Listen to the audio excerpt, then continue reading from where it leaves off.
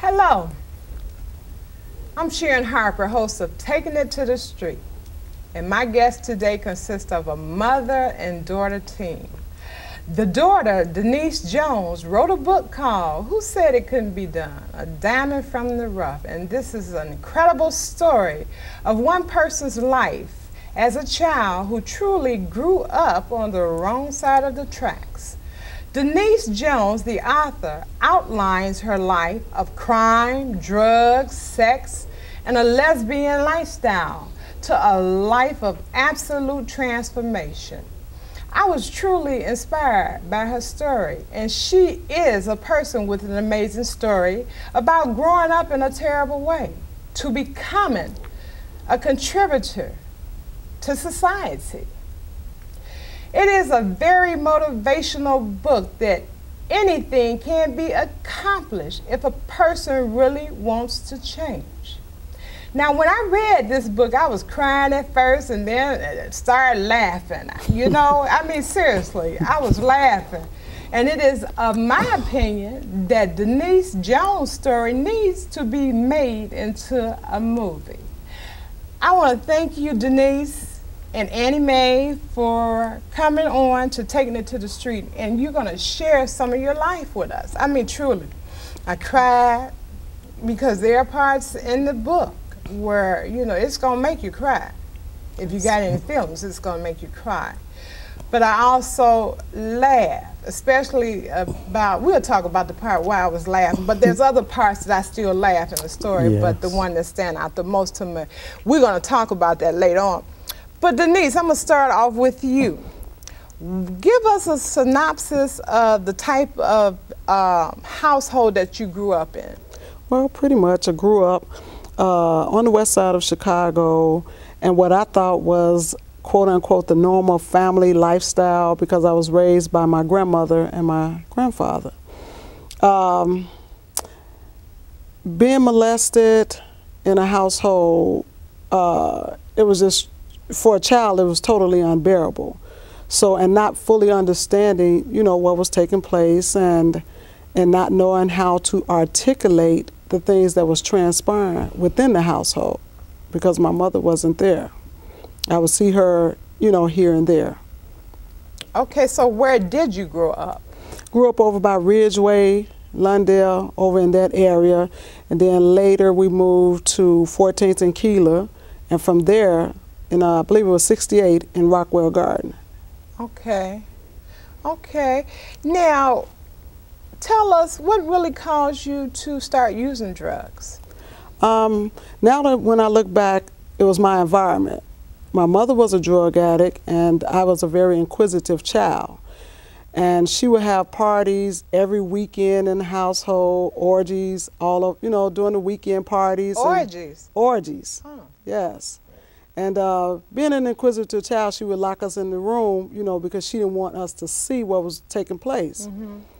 But it was so much noise that I would hear, to the next weekend I would plan to hide in the closet so that I can see what was taking place. And at that point, I observed the area, seeing the orgies going on, seeing women that was virgins, you know, they were getting their virginities took, and that scarred me as a child. And roughly how old were you during that time? Somewhere between 10 and 11 at that time. Okay. And because I saw that, that went along with the other things that had taken place in my life as far as the molestation.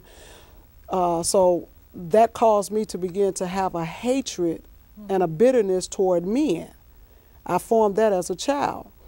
My mom began to allow me to see her shooting drugs, her and her friends, so that what she thought in her mind, I believe, is that I would not do the same thing that she did. At that point, she would send me to pick up her drug packages, you know, over by 16th Street, by Ogden, California. I would pick up her drug packages. One day I went in a pack, and I took 2 bags of heroin out of her pack. So I knew how to, you know, tie up, cook up, shoot up. It was all because I watched it. Yes. Okay, Annie Mae, I'm going to jump to you and ask you this question. Now, what did you think about your daughter using drugs? Well, when it started off, I really didn't think too much of anything. Excuse me. Because at a young age, I was a young child growing up myself. And I had Denise about the age of 13. So really, I didn't know what it was about being a parent. And as days went on, I got crossed in the streets with the drugs. And not knowing that I had a daughter that was going to come up behind me. But because I lost sight on the world myself, and I was deep drowning in the drug life myself, so I ended up getting my daughter to go and pick up the packages and however for me. And when I got where I couldn't just really do what I wanted to do with the drugs, I had my daughter doing it all for me. So what did I think about it? In reality, I did not like it. But then I had no control, no power to even do anything about it. Okay, I'm gonna come back later on to you with some more questions. Okay. Now back to you, Denise. What caused you to drop out of school? Well, one of the things growing up having, insecurities, not being able to dress like the other children, being made fun of, and not fully understanding certain things that were taking place in the classroom. I can recall one time being in the 4th grade and they asked a question, what was the 4 seasons? I knew the answer, but I was too afraid to say the answer. And the teacher stood me up in the class and beat me in the hand with a ruler. And from that day, I was like, I'm not going back anymore. So I began to drop out, or I should say, I began to ditch school at that particular time, hiding in the laundry rooms and up in the cherry tree. And that was a part of the reason that caused me to drop out. Okay, now, at that time, when all of this was happening, where was your mother? Some of the times she would not be there. A lot of the times when she was there, she was just so out of it. She would sleep, if not nodding. So it was just a lot of things that was transpiring at that time. Okay. Now, have you been to jail before? Yes.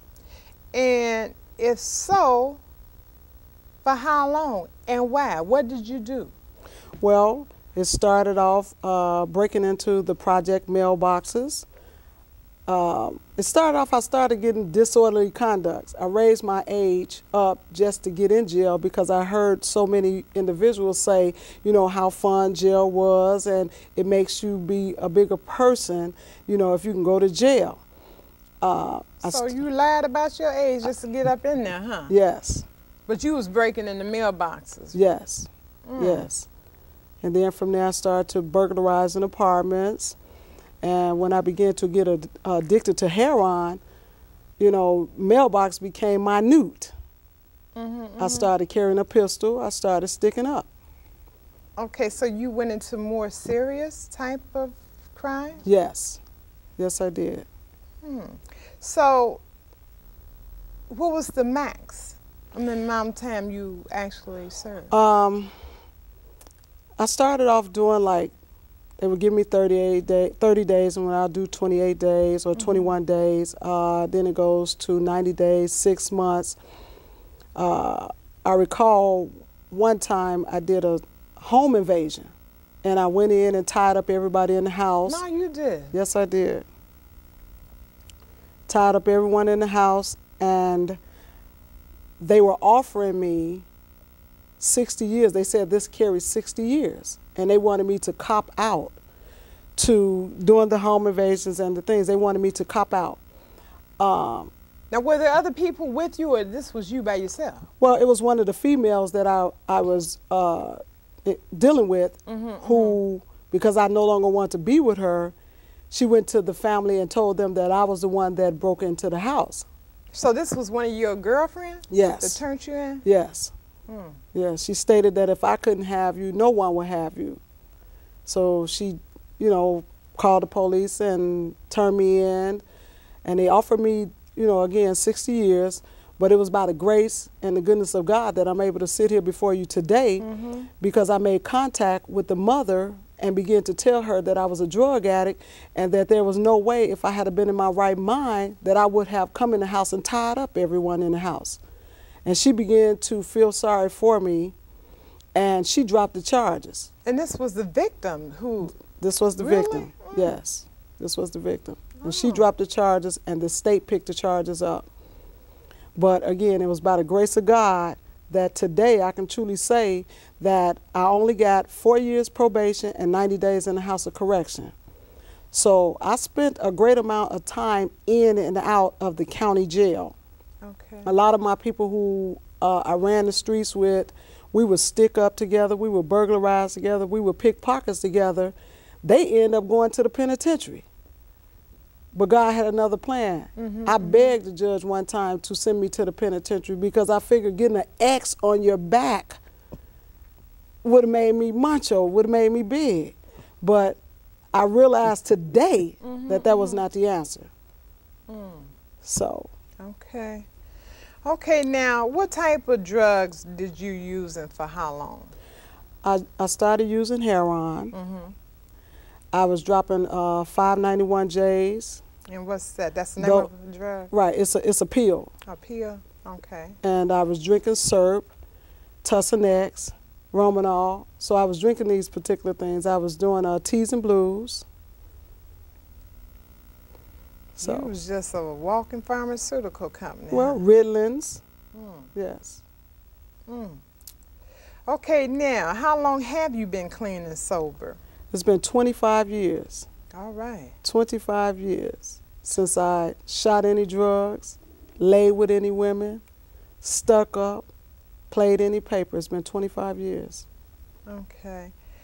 Now, going through this transformation, you went to school.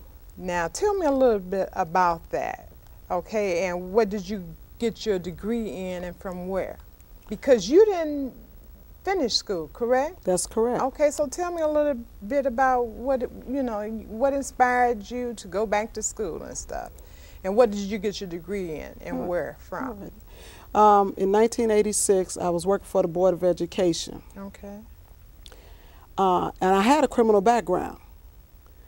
And in order to work for the Board of Education, you could not have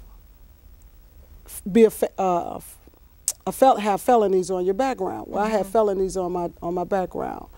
So 1993 come around, and I had to be let go because of the Class X felonies that I had on my background, which was a blessing. It was a blessing in disguise, but I didn't think so.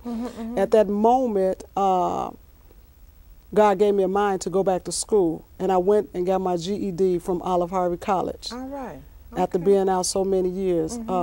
I graduated with the highest level, the highest score, and I was offered a scholarship to continue my education. I went from there to Olive Harvey and started working on some college courses because I wanted to do something in criminal law. From there, I went to South Suburban College. I kind of switched my career around. I said, well, let me do substance abuse because I wanted to help someone, that's traveling down the same path I went down. And from there, I went to National Lewis. I achieved my bachelor's degree. God blessed me to go a little bit further.